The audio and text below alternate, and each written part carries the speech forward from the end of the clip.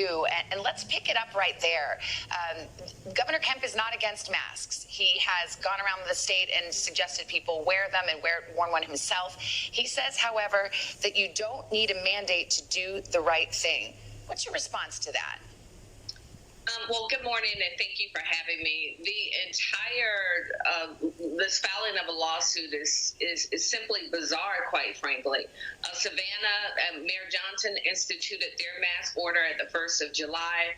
The governor's hometown of Athens, Georgia, instituted a mask order on the 8th of July. And then when Atlanta instituted a mask order, and I did it via executive order, he filed a lawsuit. And in addition to filing this suit based on the mask mandate, he takes exception with some advisory business reopening recommendations that were made by the city. He is suing us personally, myself and the city council, because of those advisory recommendations. And I don't think it happenstance that this lawsuit came the day after Donald Trump visited Atlanta, and I pointed out that he was violating city law by not having on a mask at Atlanta's Hartsfield-Jackson International Airport. And so there's several mayors across the state who join me in being perplexed by the governor's actions, and we will continue to do what we need to do on behalf of the people we've been elected to represent. Well, don't sugarcoat it. I mean, you think that the governor is motivated by politics or doing this at the bidding of the president because someone remarked that the president violated Atlanta's order by not wearing a mask when he was at the airport? I absolutely do. I think that he is putting politics over people. And it's interesting, even when you look at the decision-making of our governor, and I'll remind you, this is the same governor who didn't know until well into the pandemic that it could be spread by asymptomatic transmission.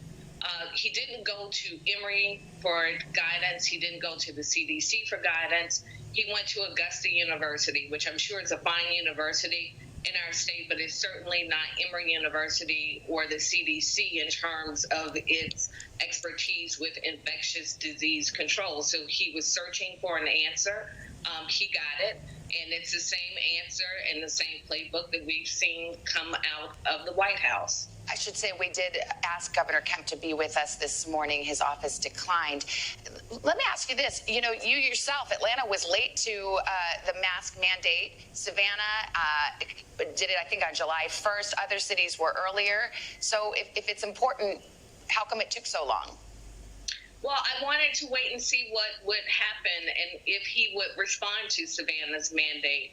Because I suspected that when I did something on behalf of the city of Atlanta, it would become problematic. And that's the reason I waited to see if there would be a response from his office to Savannah's mandate. And there was no response. This lawsuit was filed personally against me and members of the city council the day after Donald Trump was in our city. And so at the end of the day, this is about saving lives. Over 3,100 people have died in our state. 106,000 have tested positive. Myself, my husband, and one of my children are amongst the positive. I'm in quarantine as we speak. So I take this very seriously, and I will continue to do everything in my power to protect our city. Is that these inconsistent policies are putting it's making it difficult for them to enforce mask mandates in their businesses. And so even with this advisory committee, Savannah, we have representatives from Fortune 500 companies. Delta Airlines, one of our largest employers in the state, supports wearing masks. And so the notion that we are somehow interfering with businesses or people's right to work is simply baseless and a waste of taxpayer money. What I wish the governor would do would be to expand testing and contact tracing so that we could get to the other side of this pandemic. I got to cut it off there for time. I do want to ask you real quickly how you're feeling, and your husband and your son having been diagnosed with COVID-19 yourselves. We're feeling much better. Not quite 100% with my husband yet, but compared to how he was a few days ago, it's a miraculous turnaround. Well, thank you for being with us under the circumstances. Thank you.